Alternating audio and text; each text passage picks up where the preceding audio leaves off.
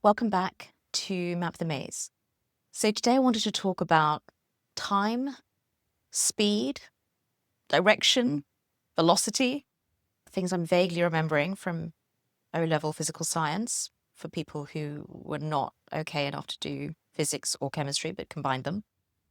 And what I wanted to share with you was that in mediation, people very often ask me the very first time I speak to them, which could be at the intake or it could be a preliminary call before we start mediation, how much time is this going to take?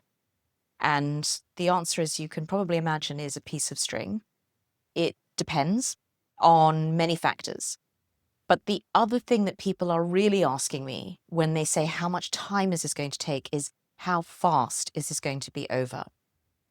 Generally, the person asking me that is the person who has made the decision to leave the relationship. It may not be the person who's filed. It may be the person who said, I think it's over, and the other person may have filed, or it may be the person who's filed for divorce. But it is the person who is more adjusted, generally, to the idea of the separation. And what they want to know is, how quickly will this be over so that my new life, which I am typically excited about starting, can begin? And I think there's a lot of focus on time, that people focus on, I want this to be done in 2 weeks, 3 weeks, 6 weeks, 2 months, whatever the time frame is. And sometimes there are reasons for that beyond just the emotional, psychological reasons. I want this done. Sometimes it can be because somebody is retiring or they're changing job or they have a timeline. So maybe a lease is up or they are moving country because the new life is starting. There are lots of reasons why people want to complete things within a time frame. And if the time frame is shared, that can be an incredibly powerful tool to encouraging everybody to keep maintaining forward momentum. The challenge is if it's not shared.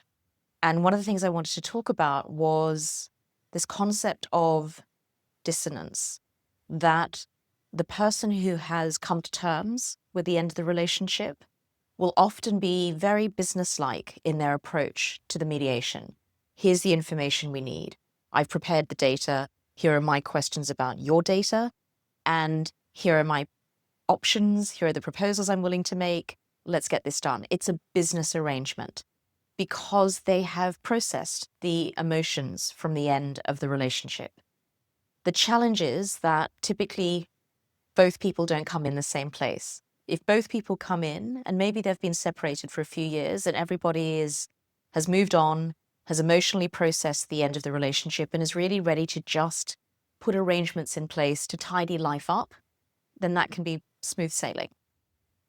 Much more typical is a situation where one person has adjusted to the concept and the other person is adjusting, is still in the process of coming to terms with the end of the adult relationship.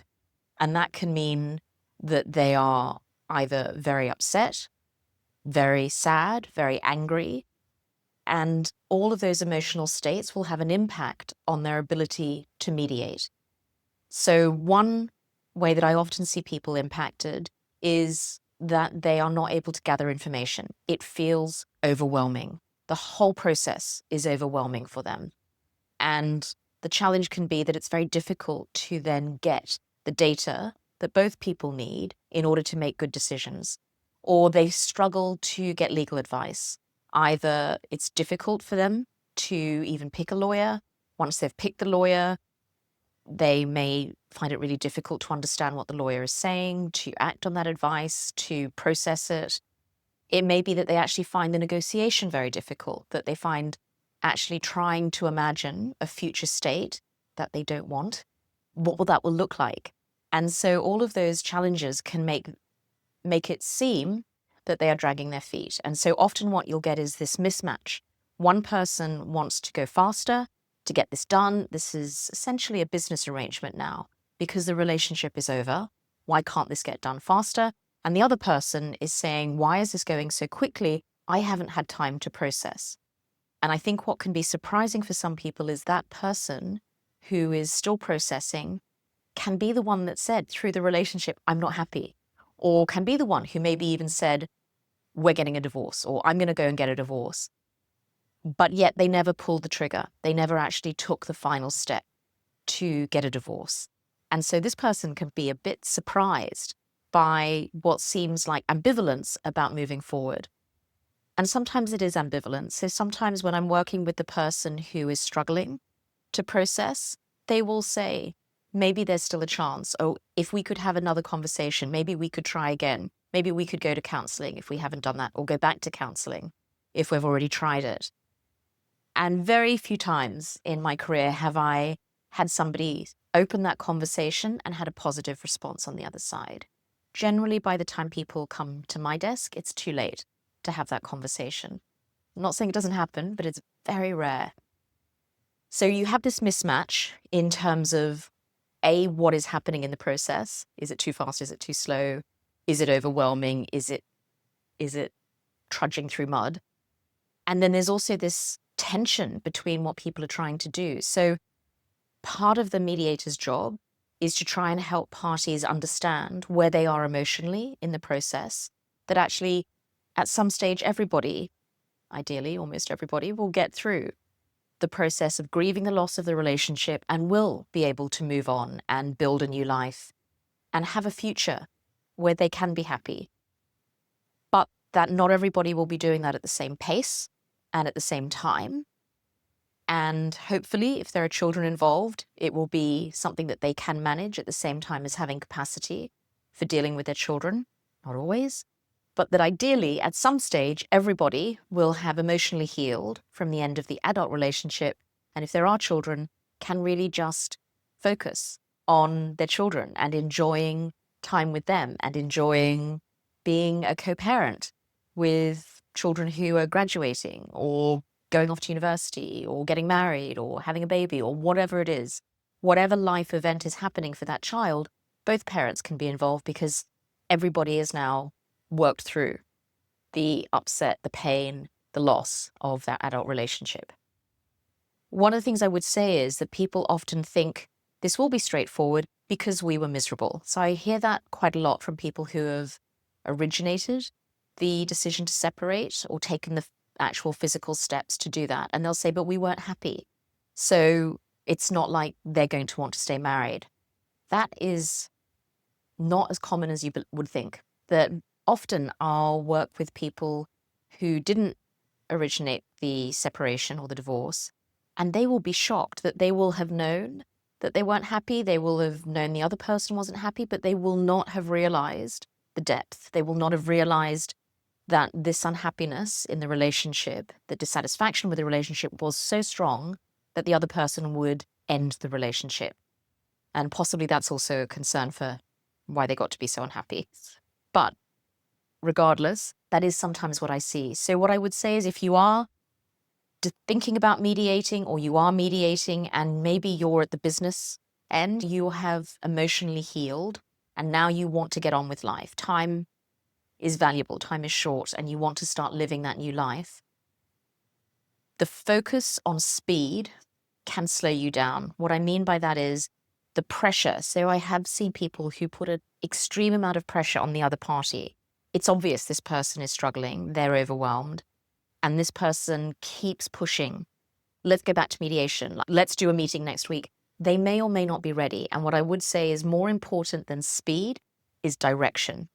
That if this person is making steps, is starting to get the information together, is getting the information together, that direction is more important than speed. Because the challenge is that the speed, you might be able to, let's say, motivate, encourage the person who's overwhelmed to move at a faster pace. But I have also seen people who get to the end of the mediation, we've gone through all of the information, we've had all the proposals on the table, and they struggle to make a decision because they are still overwhelmed and actually they haven't had the processing time that they need. So my advice would be, yes, speed is important, time is valuable, but more important is to focus on the direction. Are there steps being made? And I would say before somebody says it, because I'm sure somebody will say it, but what if it's tactical? What if they're dragging this out? They may be. I have to say most of the time, the vast majority of the time when I see people moving more slowly than the other person would like, it's because they do feel emotionally or psychologically overwhelmed.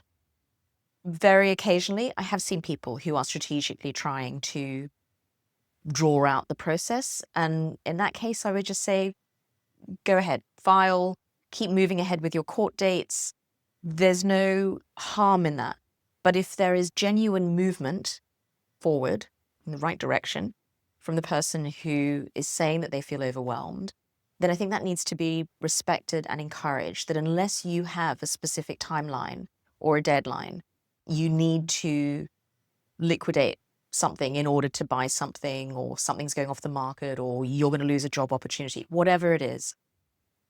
Unless there is something really pressing, trying to work to the speed that the mediator can help encourage the other person, the overwhelmed person too, is beneficial to the process overall.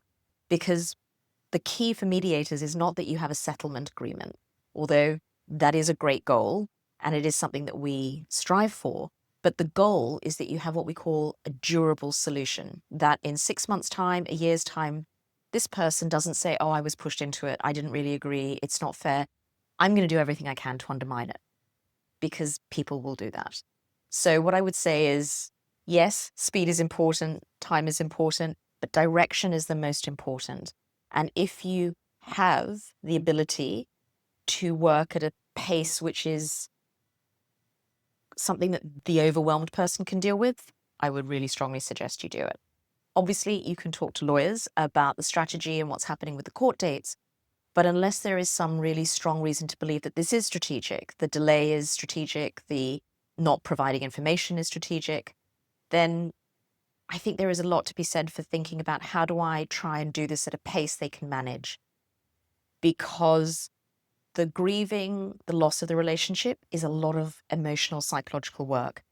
And for the person who has already done it, they did it during the relationship. They did the distancing during the relationship. It's already been done for them. So in a certain way, this negotiation is happening at arm's length.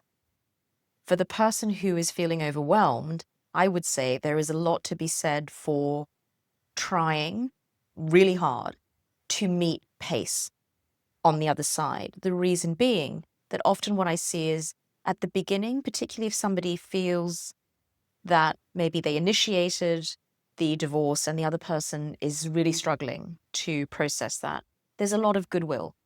And that goodwill is reflected in the way that the person who's adjusted will negotiate.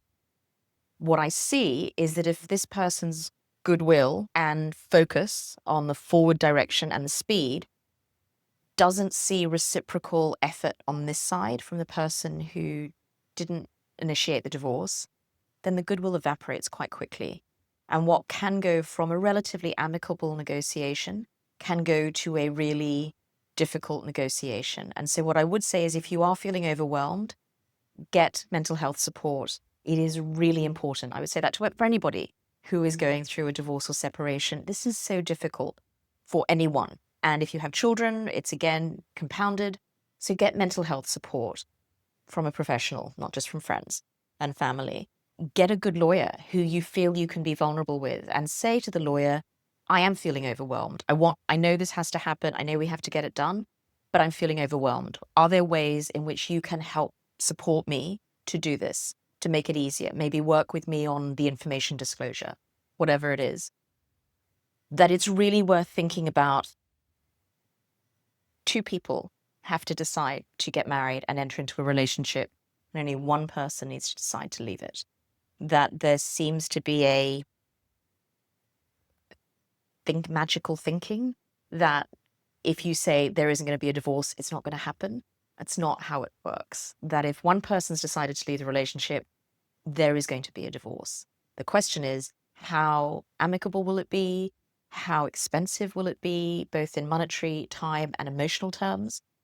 And how destructive will it be to the two of you as people, and if you have children, to your ability to co-parent going forward?